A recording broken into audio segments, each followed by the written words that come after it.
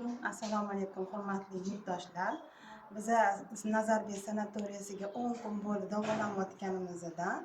Juda ham xursandmiz. Bu yerda mineral suvlari, ovqatlari, hamshiralarni hammasini muomalasi, chiroyliligi hammasi yoqdi bizaga.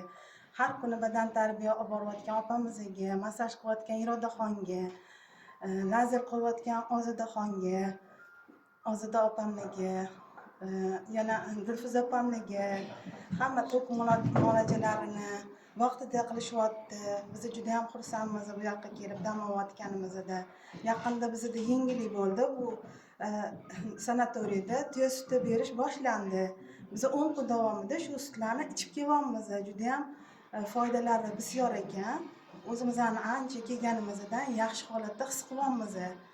Aziz yurtdoshlar, sizlarga tavsiya qilamiz Nazarbek sanatoriyasiga kelib dam olishinglarni.